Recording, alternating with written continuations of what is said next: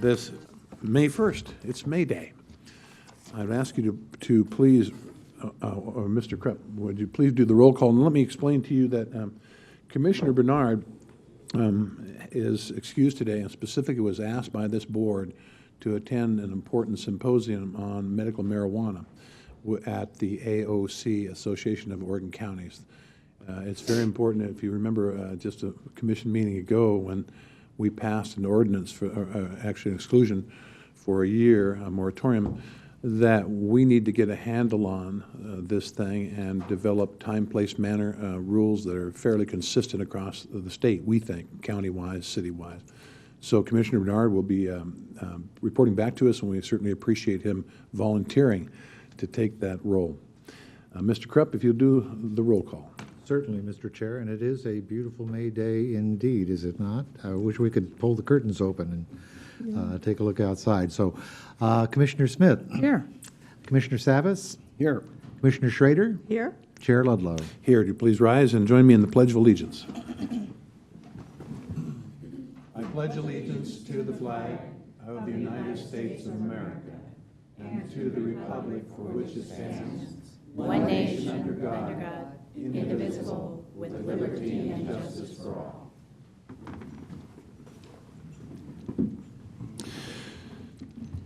And citizen communication. I have some cards here. They include the first two, and I'll put two on deck. Kay Baker and Mark Meek, followed by Les Poole and Nancy Hall.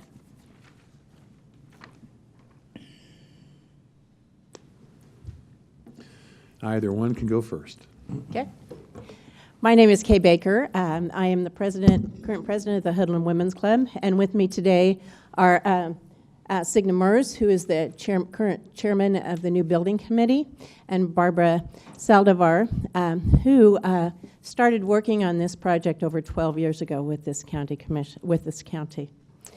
We have been before this board on numerous occasions in the last 4 years, and it is with great regret and disappointment that we come to you today to inform you that the Hoodlum Women's Club's decision is to not continue pursuing the new community center at this time. The members of the Women's Club continues to recognize that there is a real need for this center in our area, and it would have provided much needed services for the Hoodlum residents and an economic development boost for our community. Unfortunately, while our dream continues, with a funding shortfall and no other large granting possibilities, we have come to realize that full funding for this project is not achievable. Part of the funding that has been directed towards this project has come from the Clackamas County Parks Department budget. And while some of the original $250,000 earmarked for that project has been spent to do some necessary engineering studies and to work towards other work towards this project, there's still close to $200,000 left in that budget. We come before you today to state that that this money should be used to make this park one that enhances our area and one that is a symbol to the Hoodlum area community that indeed we're a vital part of this county. These funds have been there for over 12 years, and they've been targeted for the Hoodland area and the park. And so it would certainly send, we believe, the wrong message to the local residents if these funds were not spent on their park, but indeed was spent on someone else's park. So we ask that you direct staff to immediately begin gathering input from the people in the Hoodland area on what they would like to see in that park, and that they then design and build a park that we can all enjoy. And then we can enjoy that not in 12 years, but we can start enjoying that now. Thank you. Thank you. I think we'll definitely discuss that. Knowing now what the cost of parks are, I don't know how far $200,000 will go. But we can certainly look into that and the original setting aside of the money and what its intent was. But yeah, that property, something has to happen with that property. We all know that. And thank you. It was the sad news to hear. I mean, fundraising is so tough out there, and especially when you were given that task, you've done yeoman's work to get as much as you had pledged and come so close. But it is during the recession that you've done this, which is, again, most admirable. But I think we'll continue to hope that something might be put together, but getting the news out to the right people is tough for that kind of money. I think you were lacking still around $500,000, was that correct? Probably a little bit more than that right now. Probably a little more than $500,000.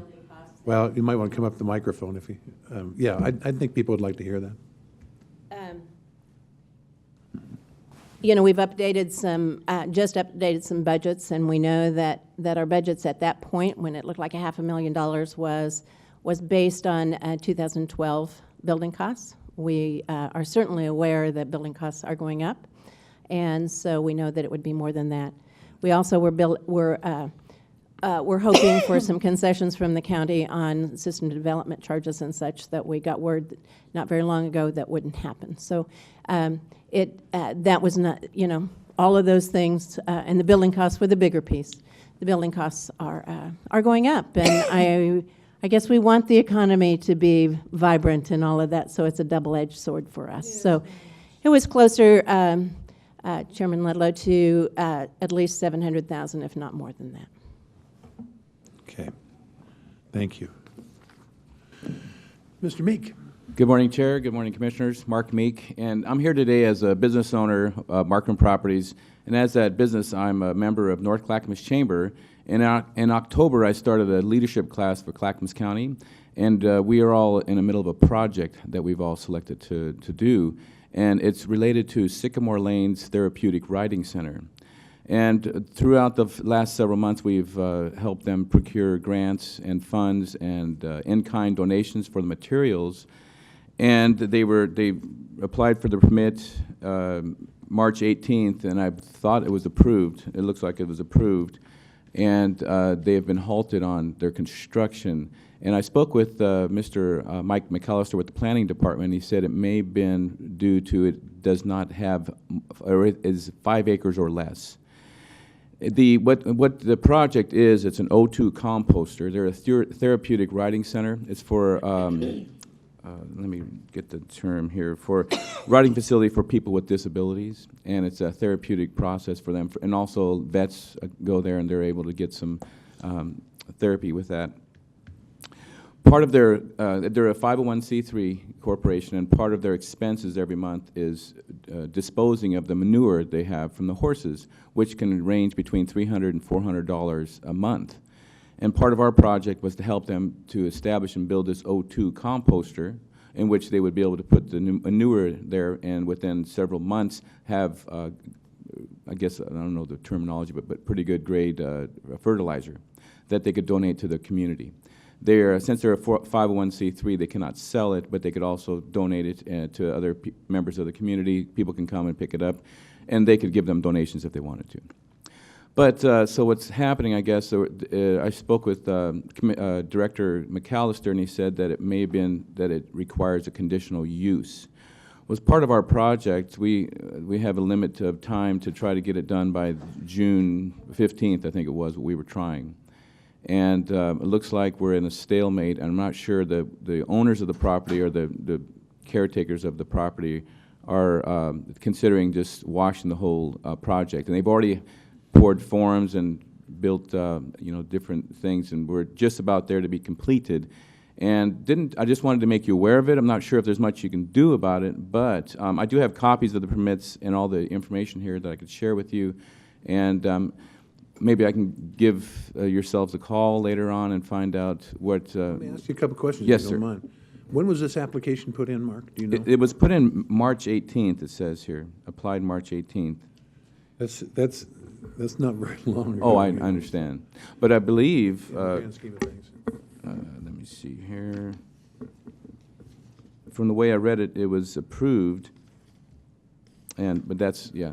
Do you know at the level of approval that you saw it was via the hearings officer or via the manager of planning, that which would be Mike McAllister? That I'm not aware of. I do know that they received the permit to get it started, but I don't know. I think there was, DEQ got involved, I think, and that's what I've been told, is that it had something to do with the minimum 5-acre process and conditional use. I think it's possible for them to do it, but now they're going to have to go through a conditional use application. Yeah, the tough part of that is, frankly, you know, the conditional use mandates that you do a mailing to the neighbors, which is fine. I'm sure that, you know, the process is going to be fine, but they have an opportunity then to weigh in a hearing, you know, on restrictions and or alterations from your application. So I'm afraid you're in a process that really the commission can't do anything with.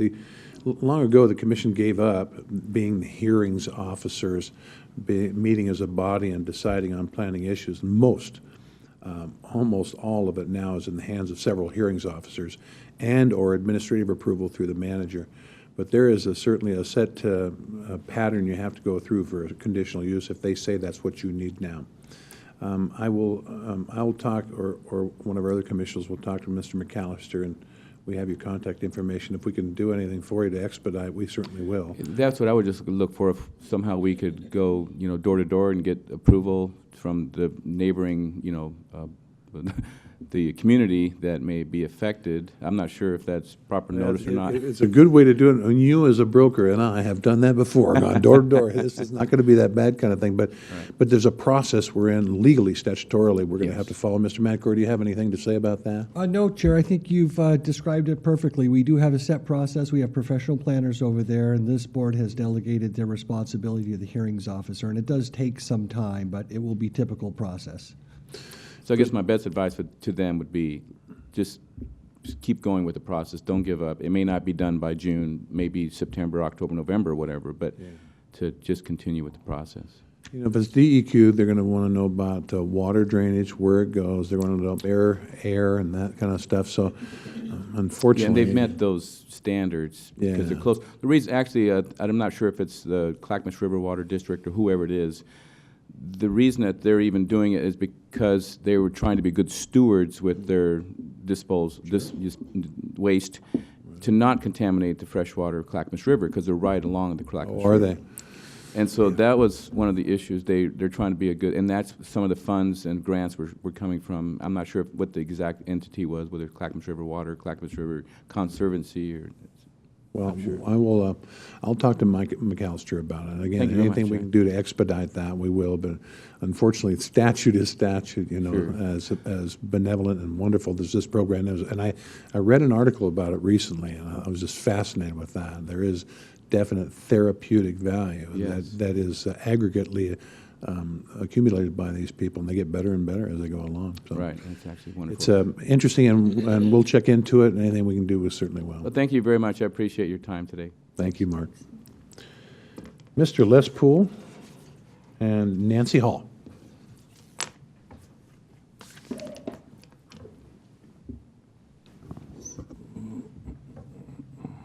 Good morning.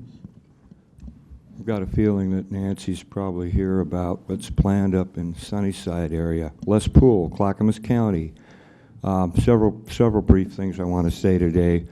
One of them is, while I support some type of revitalization at Blue Heron down there at the mill that unfortunately lost a couple hundred jobs in 2009, I do applaud the commission for not jumping into that muddy water. You're in the middle of a budget process. We need to come up with money for roads right now, and I just think there's too many unknowns there. It may take longer than ever expected, but there's only so many things that the county can do. So kudos there. I noticed in the Clackamas Review there was a letter written about ODOT and campaign signs. I hope everyone out there that's campaigning doesn't block other people's signs and is aware that you don't want to block the right-of-way. If people can't see to get out of the driveway because you've got a big campaign sign there and you have a car accident, you could have a problem. So it's great to see that people are trying to get their name out there, but we got to respect the right-of-ways and make sure that safety isn't compromised. Also, I brought a couple of things. I wanted to share this. 2 weeks ago, Commissioner Bernard mentioned that if you'd like to see his property, go to the GIS map. And interestingly, I had someone call me that did that.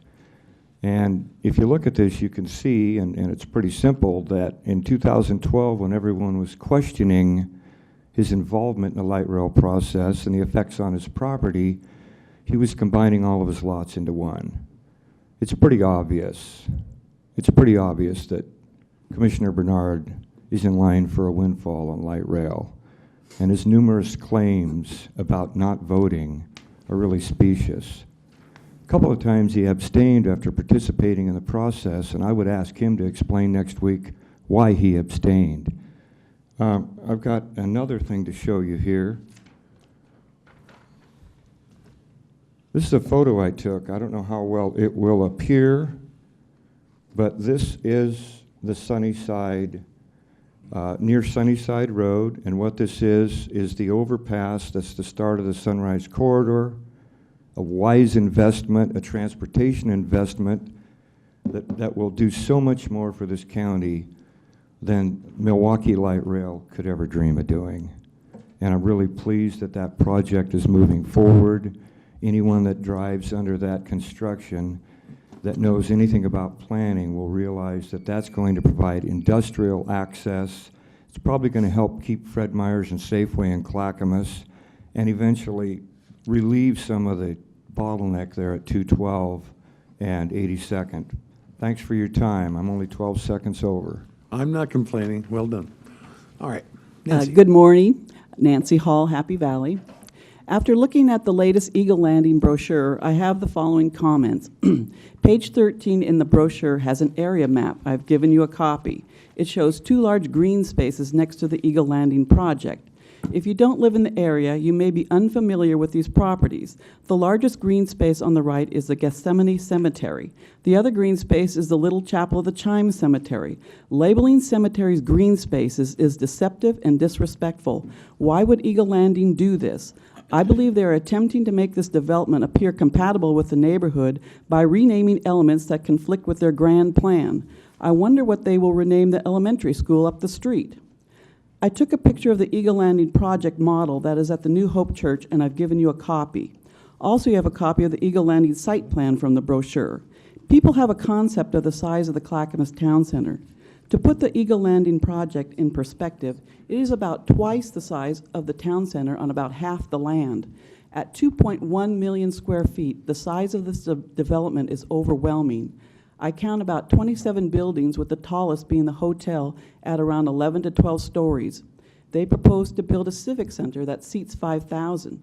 They want to cram in over 1,000 housing units, 500,000 square feet of retail, 600,000 square feet of office space, all this in a predominantly residential area. The site plan also shows 5 pedestrian bridges, 4 crossing roadways. 3 of them cross the road that cuts through the development. This is the road they want the county to build for them. The other bridge crosses Stevens Road. Why are so many bridges necessary? Because the traffic will be so horrendous, pedestrians won't stand a chance. Indeed, the Eagle Landing brochure mentions the traffic problem. Part of the last sentence on page 3 states, "All who live, work, and play at Eagle Landing will find it hard to leave." How prophetic. The Eagle Landing project is completely out of scale with its surroundings. Most people who live in the area are not opposed to a development. They object to its massive size. Eagle Landing may have the right to build on their land, but we have the right to maintain the livability of our neighborhoods. We expect the county and the city of Happy Valley to protect that livability if this project moves forward. In closing, since Eagle Landing believes it's okay to rename cemeteries as green spaces, I think it's fair to rename their project Evil Landing. Thank you. Commissioner Smith. How prophetic your testimony this morning, Nancy. I was in an hour meeting before this session discussing this project, and the development that you cite is actually west of Stevens. And on your map where it says green space, is that where you mean the cemetery is? Those are the cemeteries. That is actually not in the development. Correct. So why that's labeled green space, and I just think it's just an overview. I think that traffic is a concern. Traffic is a concern in Clackamas County with anything we do. Any economic development that people want to do, we're always trying to address the traffic. So I want to know that your comments do not fall on deaf ears, and thank you. Thank you. Thank you both. That is the conclusion of citizens' comment. So, Mr. Krupp. Yes, Mr. Chair, members of the commission, we have actually 7 public hearings this morning involving Service District Number 5, the creation of 7 lot assessment areas for the purposes of operating and maintaining street lighting. And I'm going to ask Wendi Coryell, as the representative for the Service District, to provide a presentation. We do have a PowerPoint which really includes the same information that was included in the agenda packet, but it's a little easier to follow. So. Let me do this. We will adjourn as a Board of County Commissioners to convene as the Service District Number 5 Board for the next 7 items. Wendi? Good morning, Commissioners. I'm Wendi Coryell, and I'm representing Clackamas County Service District Number 5, which is the district responsible for street lighting in the unincorporated area of Clackamas County and for the cities of Happy Valley and Damascus. This morning, I bring these items before you as the Board of Directors for Clackamas County Service District Number 5. Street lighting is required as conditions of approval for all new residential, commercial, industrial, and multifamily developments in Clackamas County and the city of Happy Valley and Damascus.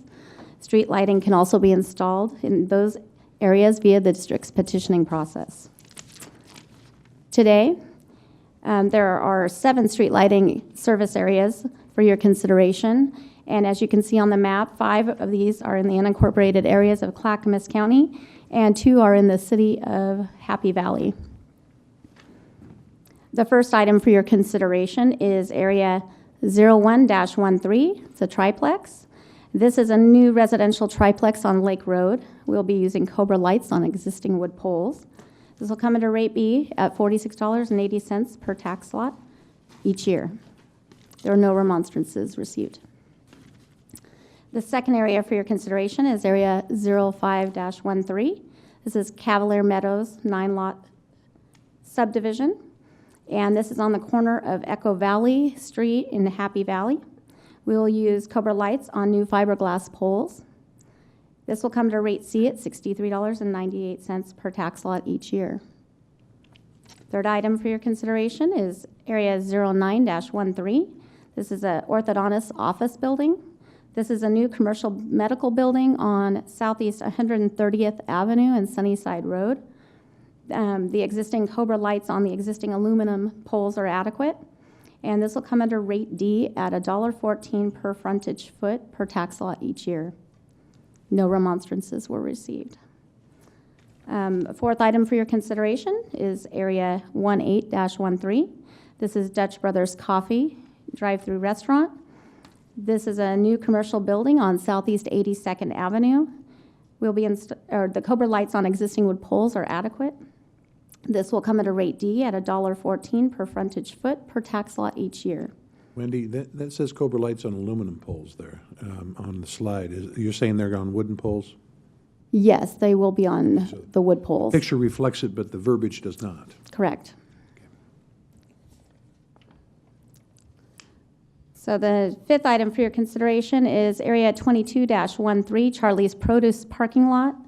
This is a new 159-stall parking lot off of Jennifer Street in the industrial area. We'll be installing the Cobra lights on the existing wood poles are adequate. This will come under rate D at $1.14 per frontage foot per tax lot each year.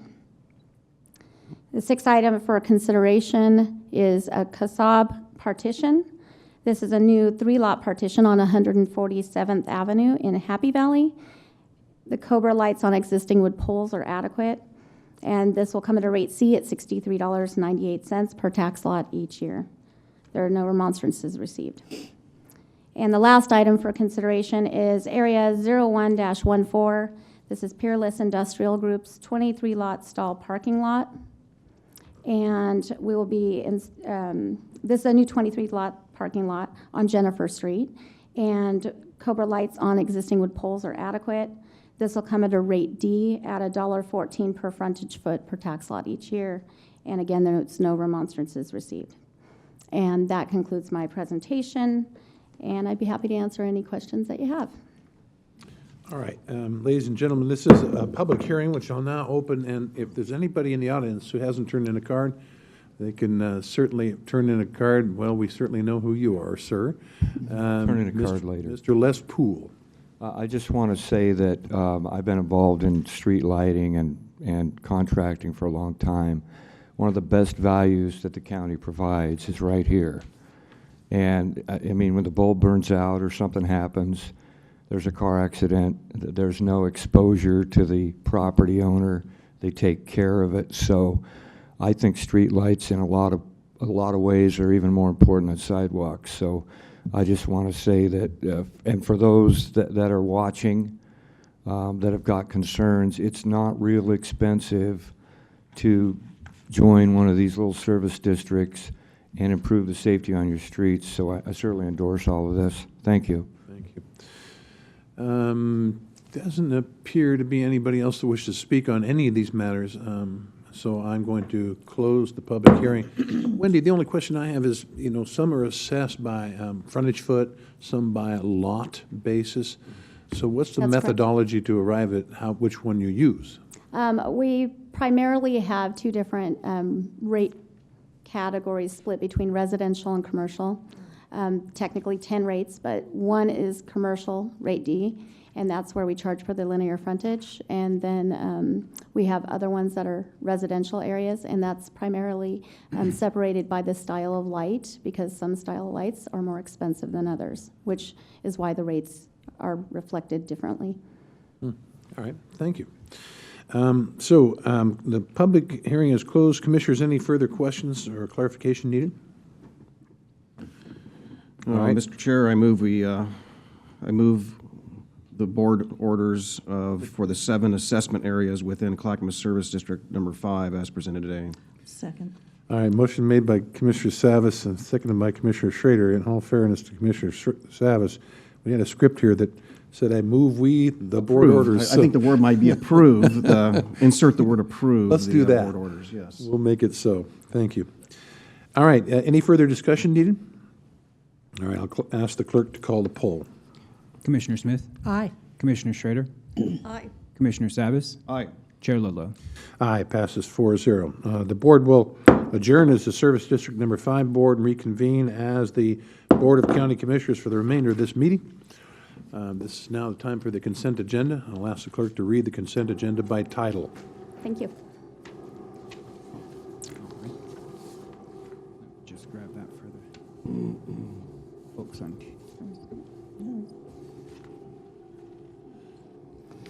For today's consent agenda, with Housing and Human Services, we have approval of the Housing and Community Development 2014 Action Plan, approval of Amendment Number 2 to the Professional, Technical, and Consulting Service Contract with Resource Connections for Oregon to provide fiscal mediator services for persons with developmental disabilities.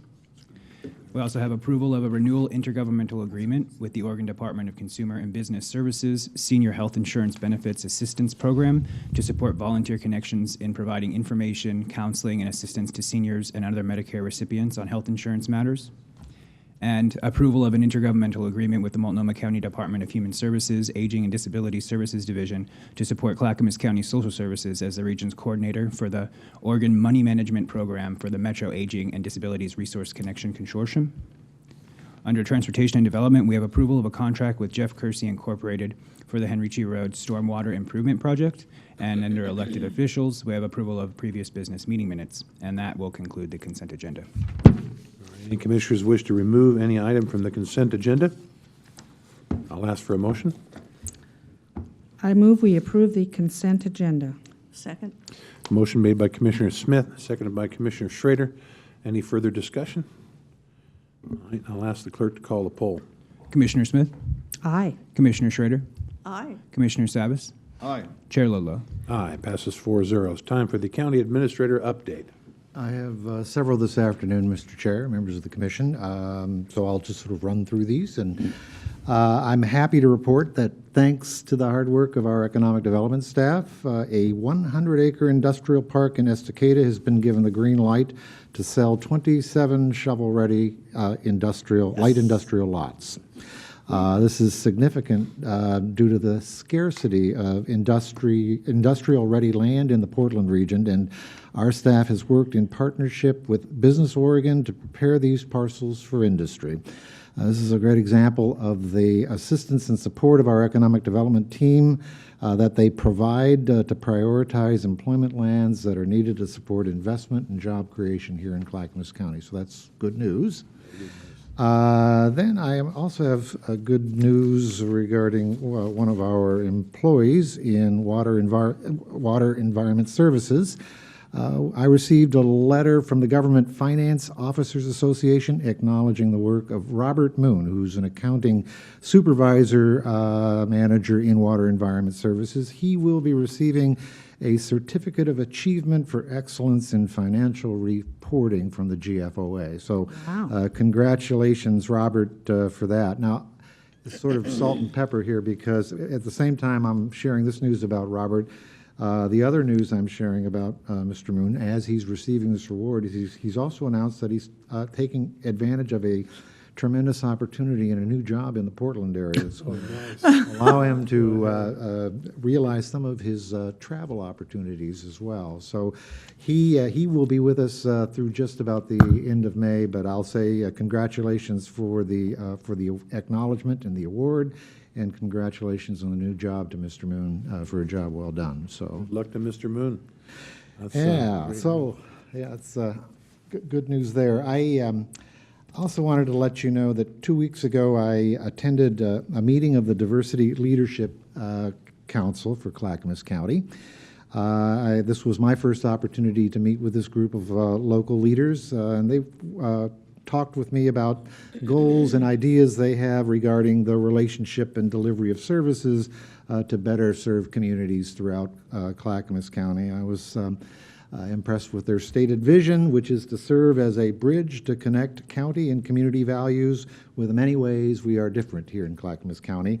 Our Diversity Leadership Council envisions a county in which equity and inclusion are at the forefront of all decision-making and in which all county members or community members are actively engaged. And so I shared with them that I would let you know that I did meet with them and share with you their vision for the county. So that's why I'm sharing that with you this morning. Thank you. Then a little heads up, in a few weeks, May the 21st is World CPR Day. And this is to acknowledge the value of learning this essential life-saving skill. Wanted to let you know that we will have representatives from Clackamas Fire District and AMR setting up in the lobby of the Public Services Building that very day a training center to teach both employees and visitors to the county buildings that day the skill of CPR. So we're looking forward to that. I'll probably wander down there and refresh my skills as well. So And I know you all know that we're deep in the middle of budget development, and next week I will be sending to you and the Budget Committee my recommended draft budget for fiscal year 2014, 2015. You know, one of the things that we're doing this year that's different than what we've done in preceding years is presenting what I refer to as policy-level proposals. And these are ideas from all departments and offices from throughout the county to address what they each regard as unmet needs or ways we can enhance county services. And as I've shared with you, we probably have too many requests or proposals to be able to support in the budget, so you'll be getting a recommendation from me about those that I would recommend funding, and I know you and the Budget Committee will be talking about that as well. But as part of our public outreach, we will be publishing the complete list of 40 proposals and asking the public to use an online survey tool to tell us what their priorities and preferences are to help inform the deliberations that the Budget Committee goes through. And so that'll get started here in the coming weeks. And then finally, I received a letter from the Clackamas Service Center, and if you don't mind, I'll just read it. It's a very nice letter regarding our sustainability office staff.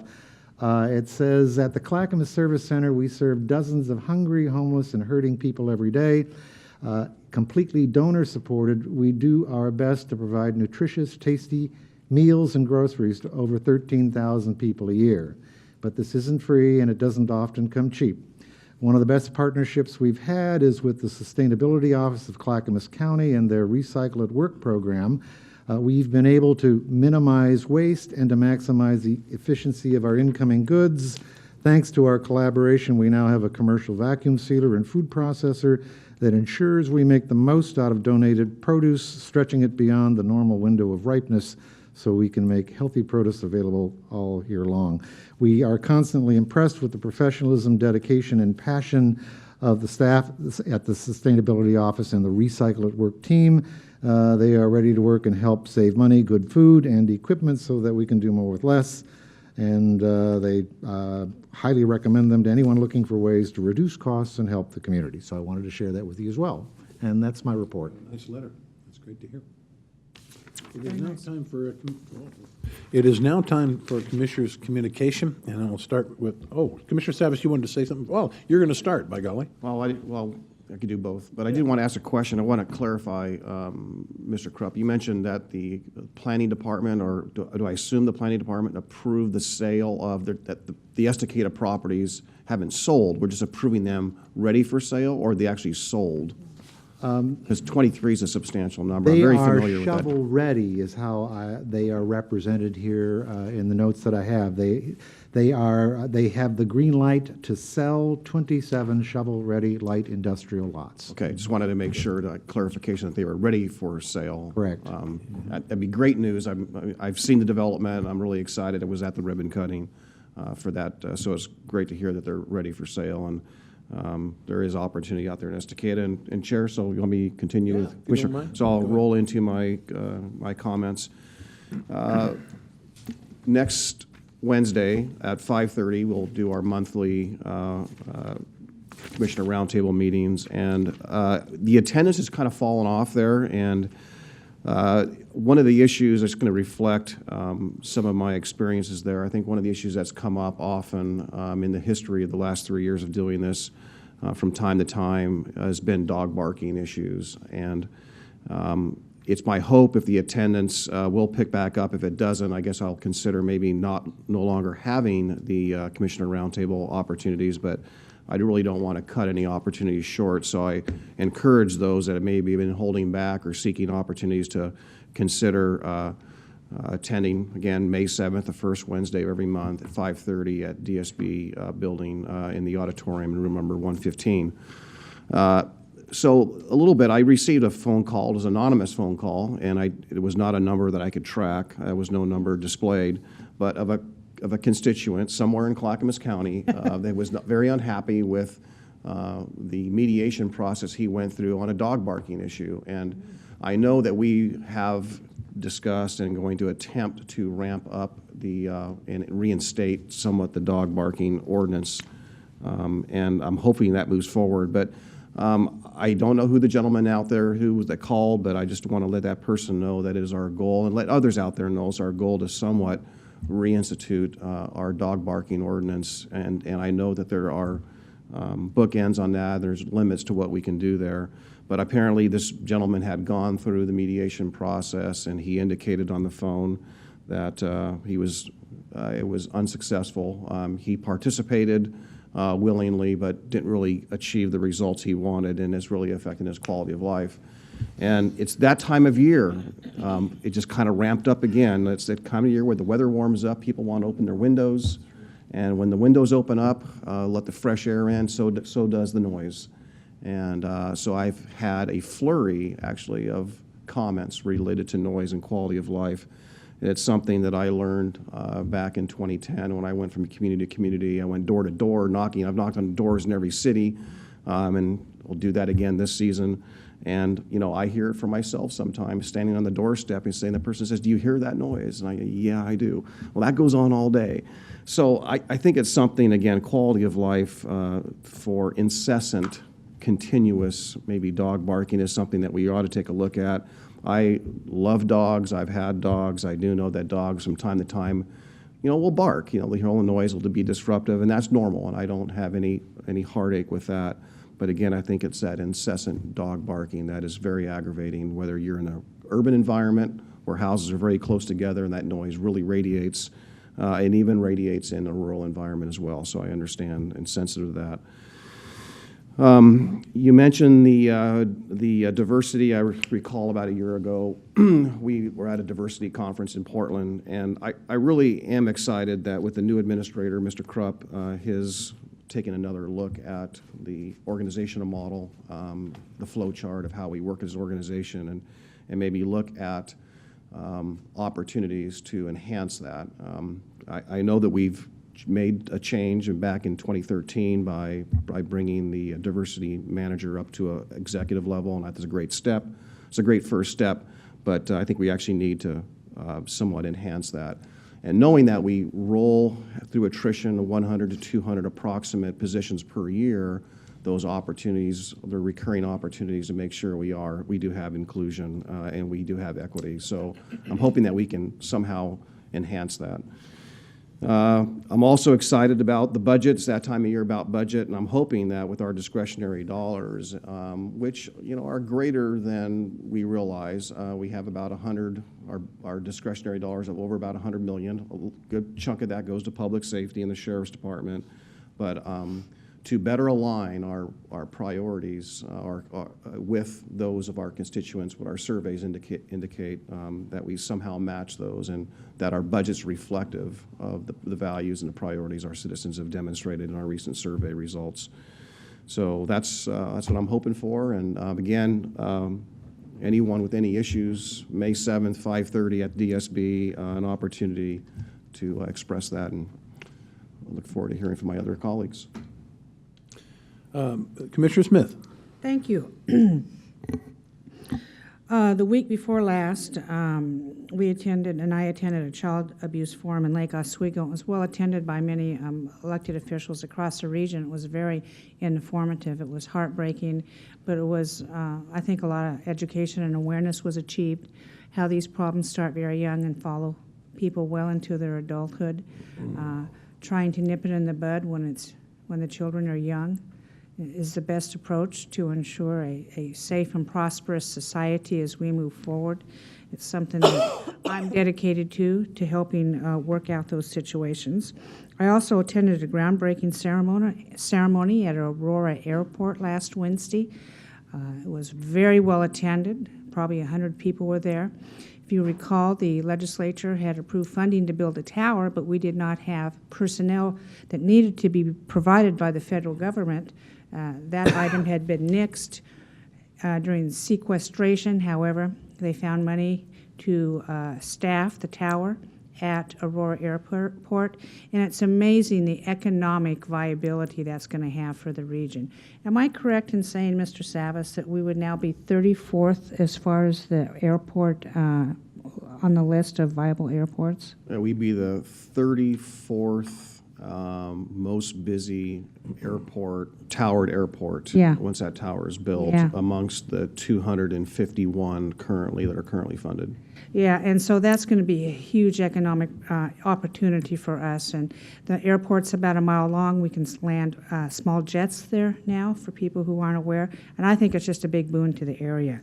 It was really well attended. I'm continuing to work on my resolution with the Association of Oregon Counties, a resolution only, urging our federal government to transfer our forest lands back to the state of Oregon for proper management and multiple use.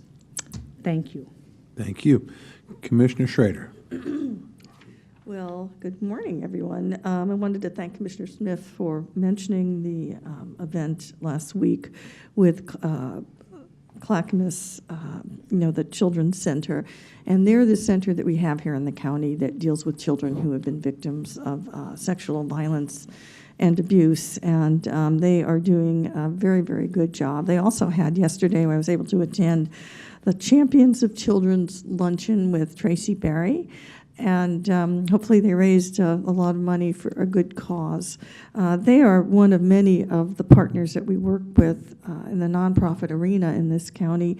A few others I always like to mention are the Clackamas Women's Services. It is our domestic violence folks.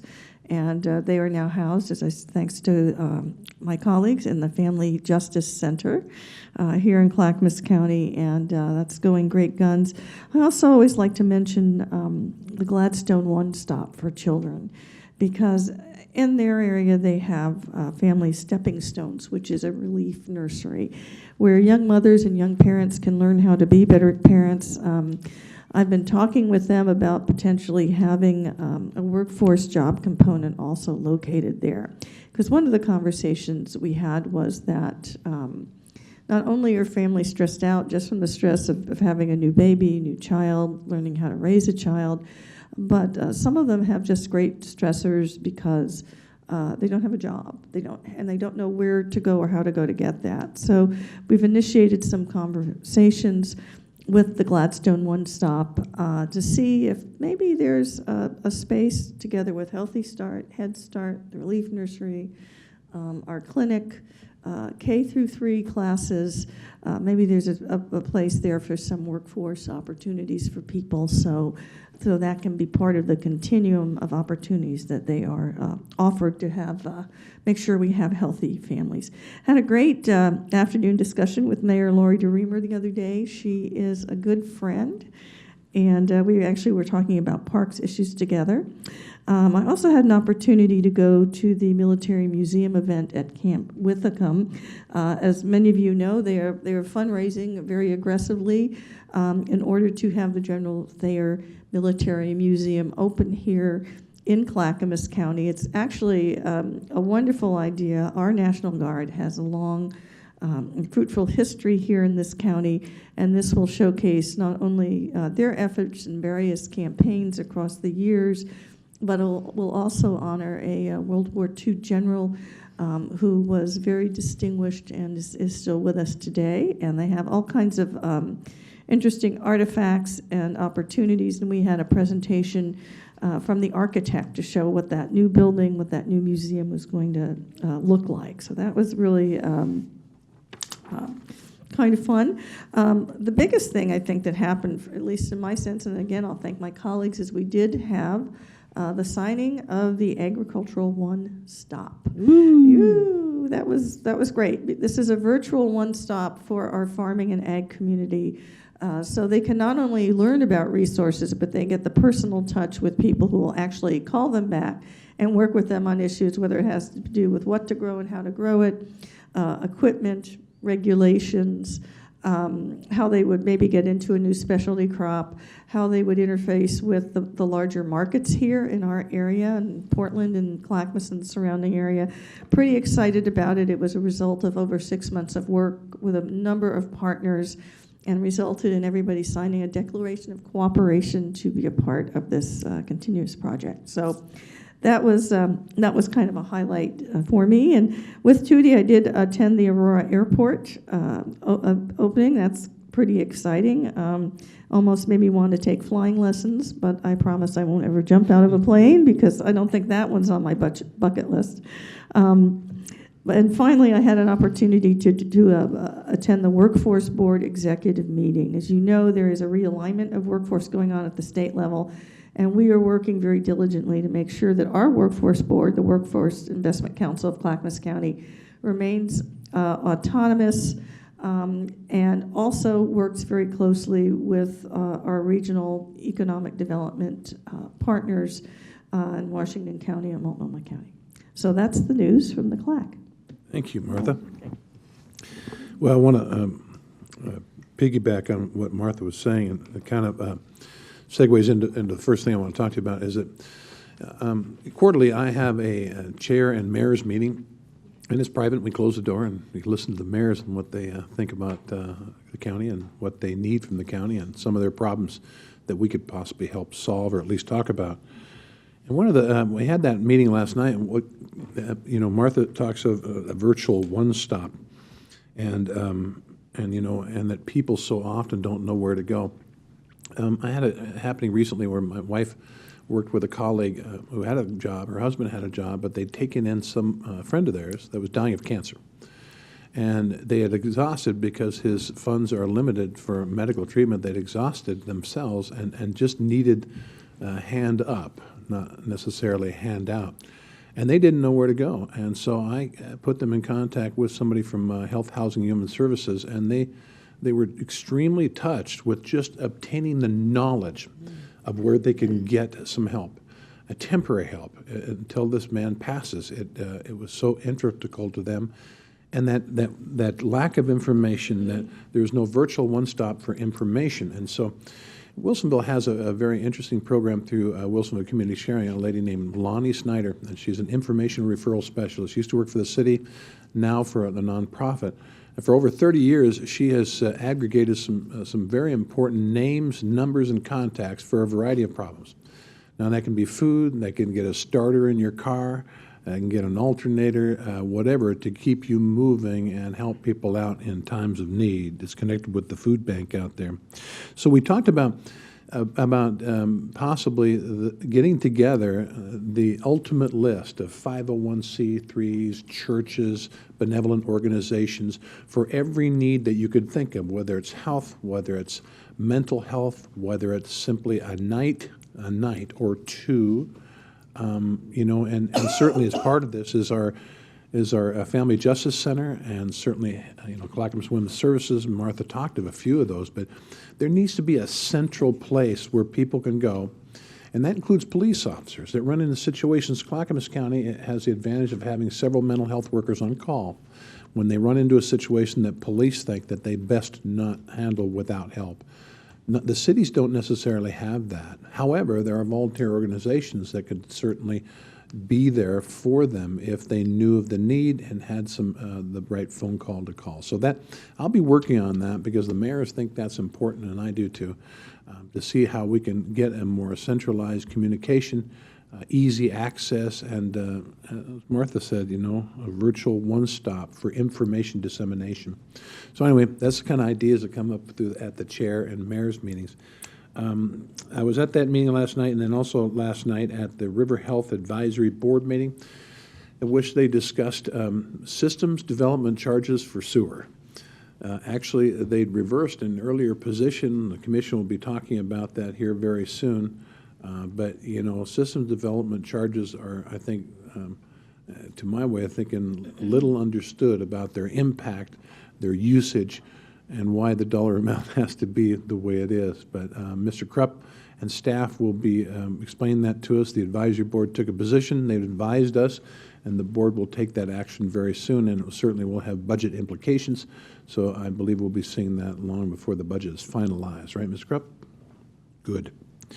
Tomorrow, I get to go on a PGE hydro generations project tour. So Faraday Lake, I think everybody knows where Faraday is. It's the big North Fork Reservoir Dam. That's the lake that is behind that. We start there and go all along for the to these interesting places that I've watched being built, literally, the North Fork Reservoir. And I get to go inside there with a hard hat on. I'm really looking forward because of these massive dams and facilities that PGE has up there. But I'm thinking I'm going to have a real good time. Clackamas County Tourism Annual Celebration, Marketing Your Local History, Tuesday, May 6th. Now, I'm not sure where that's at. Do we know exactly? Is that Oregon City? Does anybody know? Is it here? I don't know. We can go to our website, Clackamas County Tourism Annual Celebration, Marketing Your Local History, again on May 6th. Yeah. If you want to also aid a very benevolent organization, the Parrot Creek Ranch Foundation Lunch and Fundraiser is Thursday, May 8th. You can certainly Google PARROT, one T on that, Creek Ranch Foundation, and find out. But by your attendance and certainly by your gift, you can help keep a very important process going on in Clackamas County of intervening with juveniles and helping to change their pathways. Other than that, ladies and gentlemen, there's one more thing that I'm ordered to do by Ernie Hayes. It is to tell you about the next BCC Town Hall meeting. I know it's a ways off, but it is September 10th. It'll be hosted by the Estacada Chamber of Commerce at Estacada City Hall, 7 p.m. to 8:30 p.m., and that's at 475 Southeast Main Street in Estacada. Please bear in mind when you watch this meeting that every third Thursday we have an evening meeting. It's a good opportunity for people to come in that wouldn't normally have the time to come in during our daytime 10 a.m. meetings regularly on Thursday. So third Thursday every month, evening business meeting. The next one will be on May 15th. You're welcome to come at that time. There being no further business before this commission, ladies and gentlemen, thanks for listening, thanks for watching, and thanks for speaking. Have a great day in this beautiful weather. This meeting is adjourned.